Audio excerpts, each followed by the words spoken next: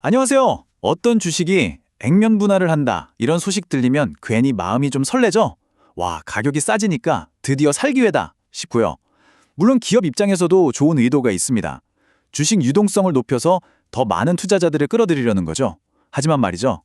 이게 항상 우리에게 달콤한 기회이기만 할까요? 오늘 이 시간에는 액면 분할이 정말 황금 같은 기회인지 아니면 누군가 교묘하게 파놓은 함정인지 그 숨겨진 진실을 한번 재리로 파헤쳐 보겠습니다. 자, 이 이야기부터 한번 시작해 볼까요? 잘 보고 있던 10만 원짜리 주식이 갑자기 1만 원이 됐습니다. 와, 가격이 10분의 1로 줄었네요. 정말 싸졌죠? 자, 이런 상황에서 여러분이라면 어떻게 하시겠어요? 이게 웬 떡이냐 싶어서 바로 매수 버튼 누르실 건가요? 지금부터 들려드릴 이야기는요. 바로 그 매수 버튼을 눌러서 인생 역전의 기회를 잡았다고 믿었던 한 평범한 투자자, 우리가 A씨라고 부를 뿐의 악몽 같은 경험담입니다. A씨는 온라인 주식 게시판에 뜨거운 반응과 액면 분할 소식을 보고 정말 엄청난 기대감에 휩싸였습니다. 와, 이제 주식이 이렇게 싸졌으니 이건 무조건 오르겠구나 하는 어찌 보면 맹목적인 믿음으로요. 정말 저축해둔 돈에 퇴직금까지 가진 돈을 전부 쏟아부었죠. 그리고 처음에는요. 와, 그의 판단이 완벽하게 맞아떨어지는 것 같았습니다. 주가는 매일같이 상한가를 기록하고요. 거래량은 그야말로 폭발적으로 증가했죠. 통장에 찍히는 수익은 정말 상상 이상으로 불어났습니다. 하지만 그 달콤했던 꿈은 정말 순식간에 악몽으로 변해버렸습니다. 아무런 예고도 없이 주가는 그대로 수직 낙하했고 수익은커녕 원금의 상당 부분까지 전부 허공으로 사라져버렸죠. 도대체 그 사이에 무슨 일이 있었던 걸까요? 사실 A씨는요, 공정한 시장에서 게임을 한 게 아니었습니다. 그는 시장을 조작하는 세력들이 아주 정교하게 설계해 놓은 함정 속으로 스스로 걸어 들어간 거나 마찬가지였죠. 그럼 지금부터 그들이 사용했던 교묘한 수법들을 한번 들여다볼까요? 이들의 첫 번째 수법, 바로 통정 매매입니다. 이게 뭐냐면요. 쉽게 말해서 자기들끼리 공을 주고받는 거예요. 이쪽 계좌에서 팔면 저쪽 계좌에서 사고, 이걸 계속 반복하는 거죠. 그럼 밖에서 보기엔 어때요? 와, 저 주식 거래가 엄청나게 활발하구나. 인기 폭발이구나. 이렇게 착각하게 만드는 겁니다. 두 번째는 허수주문입니다. 이건 마치 경매장에 나타난 유령 입찰자 같은 거예요. 실제로 돈 낼 생각은 전혀 없으면서 계속 높은 가격을 불러대서 다른 사람들의 경쟁심을 부추기고 가격을 막 끌어올리는 거죠. 그러다 결정적인 순간에 싹 사라져버리는 겁니다. 결국 핵심은 이겁니다. 보세요. 이들의 계획은 아주 치밀한 4단계 시나리오로 이루어져 있어요.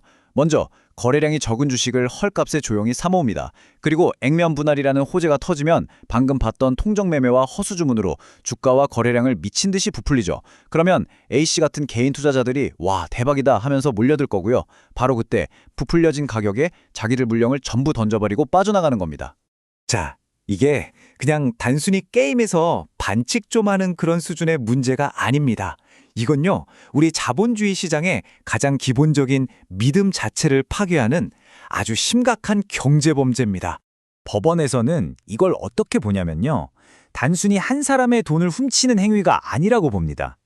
시장 전체의 공정성과 투명성을 무너뜨려서 수많은 선량한 투자자들에게 피해를 주는 시장 그 자체에 대한 공격 행위로 간주하는 거죠. 법적으로는 이걸 포괄일죄라고 부릅니다. 이게 좀 어려운 말 같지만 쉽게 말하면 이런 거예요. 일단 범죄라는 배에 같이 올라탔다? 그럼 중간에 난 이제 내릴래요. 이게 안 통한다는 겁니다.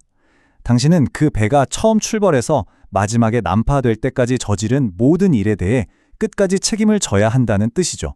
자, 그럼 이제부터 실제 법원의 판례들을 보면서 이런 시장 조작 세력들을 어떻게 다루었는지 구체적으로 한번 살펴보겠습니다.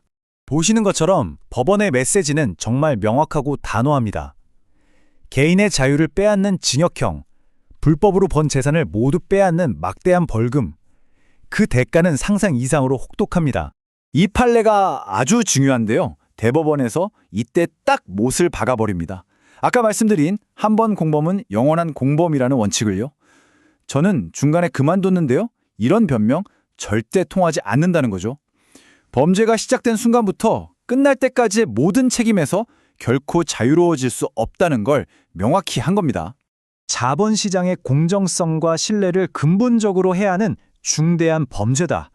대법원 판결문에 적힌 이 한마디에 모든 것이 담겨 있습니다. 이건 그냥 단순한 사기 사건이 아니라 우리 자본시장의 뿌리 자체를 흔드는 행위로 보고 있다는 뜻이죠. 그리고 이 사건에서 법원은 한 걸음 더 나아갑니다. 단순히 주가를 조작한 것만 처벌한 게 아니에요. 다른 사람 이름, 그러니까 차명계좌를 이용해서 불법 수익에 대한 세금을 안 내려고 한 꼼수, 즉 조세 포탈 혐의까지 유죄로 인정한 겁니다. 범죄로 번 돈은 단 한 푼도 용납하지 않겠다는 거죠. 징역형과 더불어서요, 법원은 무려 71억 원이라는 정말 천문학적인 벌금을 선고했습니다. 이건 범죄로 번 돈보다 훨씬 더 큰 금액을 토해내게 만든 겁니다. 불법적인 이득은 결코 지킬 수 없다는 아주 강력한 경고 메시지인 셈이죠.